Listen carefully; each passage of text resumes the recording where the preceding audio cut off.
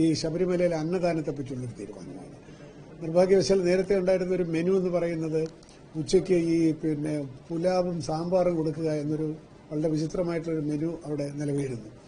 കാരണം ഉത്തരേന്ത്യൻ പുലാവും ദക്ഷിണേന്ത്യൻ സാമ്പാറുമായിട്ടുള്ളൊരു ദേശീയ ഐക്യം ആ മെനുവിലൂടെ നടപ്പിലായിരുന്നു. അത് വരുന്ന ഭക്തജനങ്ങൾക്ക് തീരെ അത് ഹിതകരമായിരുന്നില്ല എന്ന് നമുക്ക് തന്നെ അറിയാം. ഏതായാലും അത് മാറ്റി നമ്മുടെ കേരളീയമായ സദ്യ കൊടുക്കണം എന്നുള്ള ഇന്നൊരു തീരുമാനം എടുത്തിരിക്കുകയാണ്. സദ്യ എന്ന് പറഞ്ഞാൽ വെറും സദ്യയല്ല, വിത്ത് പപ്പടത്തോടും പായസത്തോടും കൂടിയ സദ്യ ഈ അയ്യപ്പന്മാർക്ക് കൊടുക്കും. കാരണം ഇത് ദേവസ്വം ബോർഡിന്റെ കാശല്ല. ഭക്തജനങ്ങൾ തീർത്ഥാടകർക്ക് അന്നദാനം കൊടുക്കാനായിട്ട്, അയ്യപ്പന്മാർക്ക് അന്നദാനം കൊടുക്കാനായിട്ട് ഏൽപ്പിക്കുന്ന കാശാണ്. ആ കാശ് ഏറ്റവും ഭംഗിയായിട്ടുള്ള അന്നദാനം ആളുകൾക്ക് ഭക്തജനങ്ങൾക്ക് കൊടുക്കാനായിട്ട് നമ്മൾ സജ്ജമാവുകയാണ്. അതുകൊണ്ട് പായസവും പപ്പടവും അത് ഞാൻ എടുത്തു പറഞ്ഞു. അച്ചാറുണ്ടാവും, പായസം ഉണ്ടാവും, പപ്പടം ഉണ്ടാവും, വേറെ 4 കറികൾ എന്ന് വെച്ച് ഇവിടെ തിരുവനന്തപുരത്ത് വിവാഹ സദ്യയിൽ കൊടുക്കുമ്പോൾ 40 കറിയൊന്നും ഉണ്ടാവില്ല.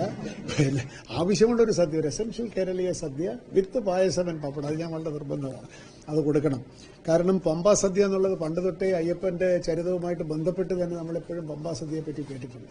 അതൊക്കെ അങ്ങ് നിന്നുപോയി. പണ്ടൊക്കെ അവിടെ ഒരുപാട് പേരൊക്കെ സദ്യ കൊടുക്കുമായിരുന്നു. ഇപ്പം അതൊന്നുമില്ല. ഇപ്പം എല്ലാം നമ്മൾ തന്നെയാണ് ചെയ്യുന്നത്. അതുകൊണ്ട് തന്നെ ആ അന്നദാനത്തിന്റെ ക്വാളിറ്റി മെച്ചപ്പെടുത്താൻ നമുക്ക് ബാധ്യതയുണ്ട്. വേറെ ഒരു ഓപ്ഷനും ഇല്ല ഹോട്ടലിൽ പോയി കഴിക്കുക എന്നുള്ളത്.